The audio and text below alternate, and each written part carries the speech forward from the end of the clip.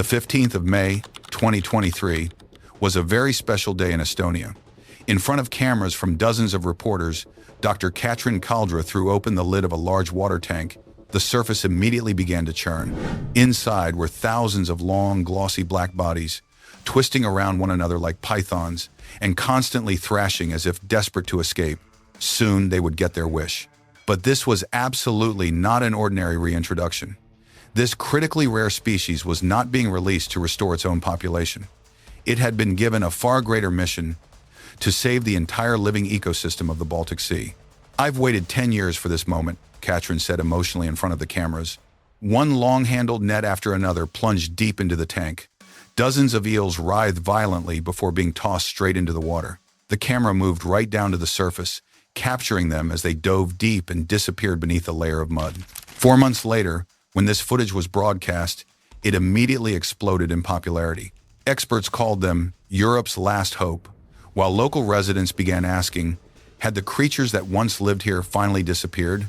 What happened next was even harder to believe. The eels did something no one had expected.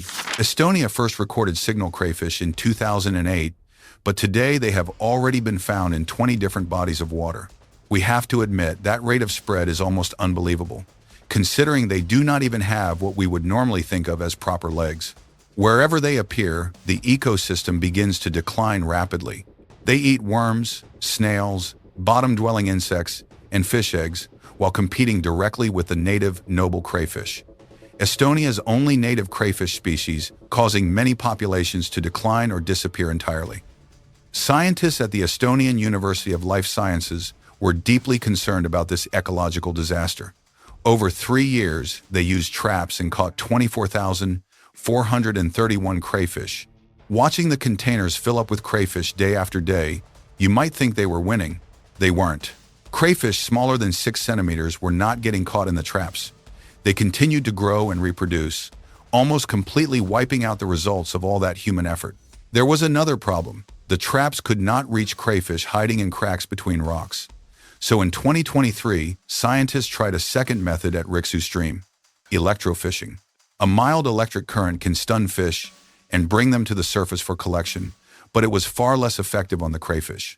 They pressed themselves against the bottom, crawled deep beneath rocks, and hid inside narrow crevices where the electrical pulses could barely reach them.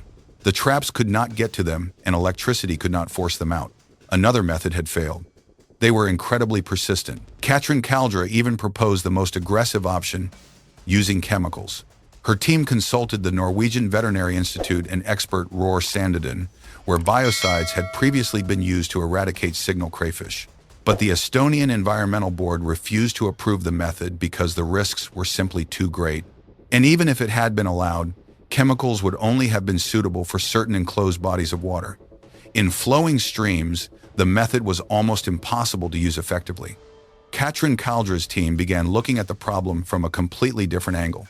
Instead of trying to kill the crayfish directly, could they find another species to do the job for humans? And that was when biological control, a method we are already familiar with, entered the picture. The strongest candidate was the European eel. First, it is a native species, so we can rule out the kind of invasive species disaster seen with mongooses in Hawaii. Second, scientists generally believe eels can be quite effective at controlling pest species because they feed along the bottom, and their body shape is perfectly suited for slipping into the burrows where crayfish are hiding. On top of that, eels are mostly active at night, just like crayfish.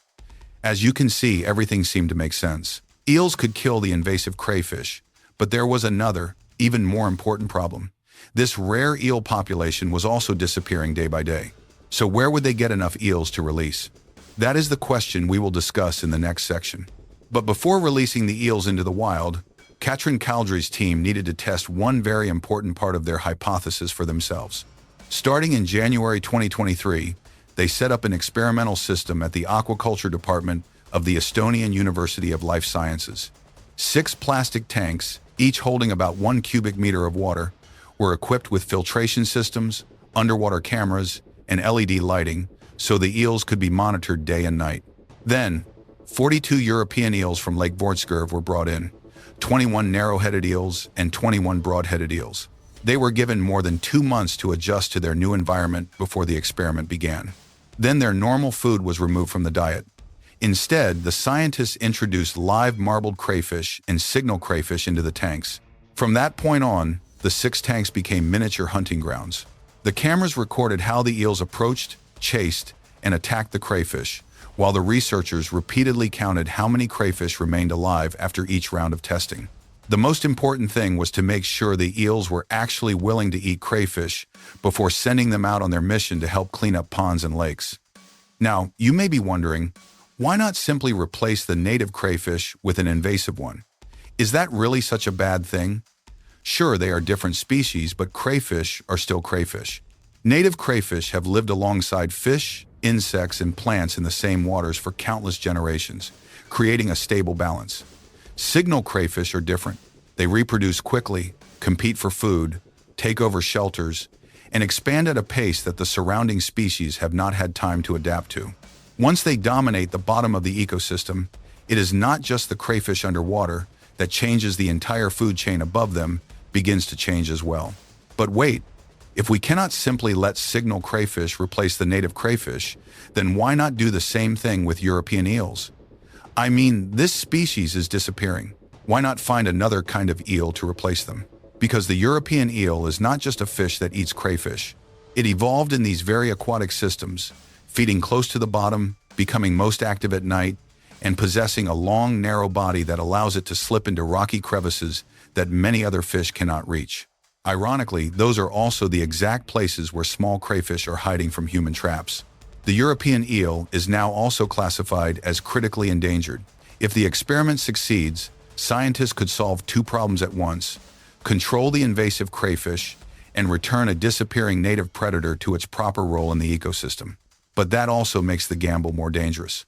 If it fails, the invasive crayfish will continue to spread, while the rare eels being introduced may not have enough of an impact. All right, let's go back to Katrin Kaldra's laboratory. After a series of experiments, the scientists began to notice a seemingly small detail that could change the entire fight against invasive crayfish. Not every eel was equally effective at hunting them. When the crayfish crawled along the bottom and tried to squeeze into rocky crevices, the broad-headed eels clearly had the advantage.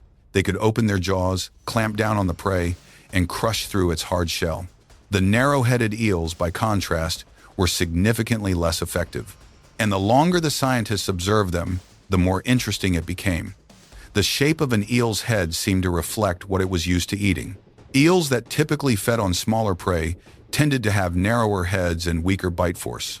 The scientists put this idea to the test. Their experiments found that the invasive signal crayfish were far more attractive to the eels than the native crayfish. Maybe the eels simply preferred American food, who knows? Or perhaps it was because the eels preferred prey smaller than 70 millimeters.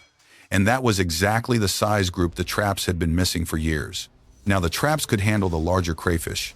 The eels could hunt the smaller ones hiding beneath the rocks. After years of trying to remove crayfish one by one from the water, the scientists had finally found something capable of targeting the exact gap that every previous method had left behind. Finally, after all those experiments, the eels were given a real-world mission. Lake Robka and the Rio Quarry were chosen as the battlegrounds. A total of 1,200 farm-raised eels were released there. Their mission was to help humans slow the invasion of non-native crayfish. Unfortunately, I still cannot tell you whether the method has worked, because the eel release took place in 2024, so it is still relatively recent. I have not found any newer information about the results, so I think it is still too early to draw a conclusion. The scientists are probably still monitoring the situation, so I will also keep an eye on how the story develops. Perhaps in a few more months, we will have enough information to update the entire story. But for now, let's step away from Estonia and look across Europe, because it turns out that many other countries are dealing with the same crayfish problem. When you look at the map, American signal crayfish have now spread across 28 countries, from the cold rivers of Scandinavia to lakes in the UK, France, and Central Europe. They keep finding new places to survive. They are hardy, reproduce quickly, tolerate a wide range of environmental conditions, and, most importantly, compete aggressively with native crayfish. Once a population becomes established, trying to remove them from the wild is almost like trying to scoop water out of a river. Back in 2010, scientists noticed that fish numbers were falling sharply, while invasive species were increasing in Loch Ken, Scotland. Of course, they were talking about crayfish, because today we are focused on crayfish, the troublemakers behind all these problems. These crayfish had been present in Loch Ken since 2004, and anglers began complaining almost immediately. Before that, crayfish had been introduced into waters across England and Wales during the 1990s, and they were brought in with good intentions, just like almost everywhere else in Europe. And just like almost everywhere else in Europe, nothing good came of it. By 2010, they finally began a 5-month trapping program that removed more than 700,000 signal crayfish. Just imagine how enormous the actual population must have been. But conservationists did not stop there. They remembered the eel, a natural predator capable of killing crayfish while they are still small, and began looking for ways to increase eel numbers. Today, this lake has more invasive crayfish than any other body of water in Scotland. Local businesses continue to complain that they are losing money because fish populations have declined and fewer tourists are coming to fish. Overall, the crayfish are hurting the local economy. Everyone is placing their hopes on one large natural predator, the eel, which may be able to help control the younger crayfish. So European countries began trying different approaches. Some used traps, some experimented with chemical control, and others tried to stop crayfish from moving into new areas. But a new problem immediately appeared. If you want to use a natural predator against crayfish, is that predator still healthy enough to do the job? This is where the story of the European eel becomes especially interesting. European eels were once common throughout rivers and lakes across Europe, but their populations have declined severely. They reproduce all the way out in the Sargasso Sea, and then their tiny larvae are carried back toward Europe by ocean currents. Remarkably, for a very long time, humans did not even fully understand how they reproduced. Today, eels face a long list of threats: hydroelectric dams blocking their migration routes, pollution, parasites, overfishing, and even the illegal trade in young eels. Because of this, Europe has also had to find ways to return this predator to waters where it once lived. Restoration programs began to expand. In 2019, around 1.2 million young eels were released into the Elbe River. In Denmark that same year, around 1.625 million eels were distributed across 62 bodies of water, including both lakes and rivers. Imagine trucks carrying thousands of tiny eels, each weighing only a few grams, releasing them one by one into different waterways. The goal was not simply to increase eel numbers. People were trying to restore a weakened link in the ecosystem. And if eels could become part of the solution, some countries chose a completely different approach, building walls right across rivers. Switzerland experimented with barriers designed to stop signal crayfish from continuing to move upstream. In trials conducted from 2013 to 2016, tagged crayfish were released below the barriers and then tracked. But they quickly proved that they were not easy opponents. Some found ways around the barriers over land, others took advantage of periods when the current was weaker, and some could even use vegetation to get past the obstacle. Watching a small crayfish crawl out of the water, move along the bank, and find a way around a barrier makes it easy to understand why this battle is so difficult. They do not need a perfect route. They only need one opening. Even so, studies showed that barriers could still significantly slow their spread and were considered a relatively low-cost tool in suitable locations. Switzerland even planned to build around 30 additional barriers to protect the remaining native crayfish populations. But another question immediately appeared. If you build a wall to stop crayfish, could that wall accidentally stop the very species you are trying to protect? Bottom-dwelling fish, eels, and many other migratory species also need to move through those rivers. A barrier may stop an invader, but it can also divide the entire ecosystem. And that is the hardest part of this fight. There is no perfect solution. Traps catch large crayfish but miss the small ones. Chemicals can kill crayfish but threaten the water itself. Barriers can stop them, but they may also block fish and eels. And bringing eels back may restore a natural link in the ecosystem, but the eels themselves are also at risk of disappearing. In the end, Europe is slowly realizing that fighting an invasive species does not always mean simply finding a way to kill it. Sometimes, you have to restore the entire ecosystem that the invader has weakened. And that is why the experiment in Estonia, involving those seemingly ordinary eels, may turn out to be a much more important piece of the puzzle than anyone first imagined. And now let's return to the 1,200 eels released in Estonia in May 2023. They were never an army sent in to wipe out everything on the bottom. Their mission was much more specific: hunt the small signal crayfish that human traps often miss. After the eels were released, crayfish catches at Rupka and Rayo declined, but not enough to declare victory. Perhaps that is also the most interesting lesson from this story. In nature, humans rarely win with a single strike. Sometimes the best solution is not to create a stronger weapon, but to restore a missing link and let multiple methods work together. Traps catch the larger crayfish, eels hunt the smaller ones, scientists monitor the ecosystem using eDNA, and research continues into ways to stop them from reproducing. Because the real question was never, how do you kill a crayfish? It was, how do you defeat a population that can still come back even after tens of thousands of individuals have been removed? Do you think Estonia should keep using eels, or does it need a more aggressive solution? Let us know in the comments below.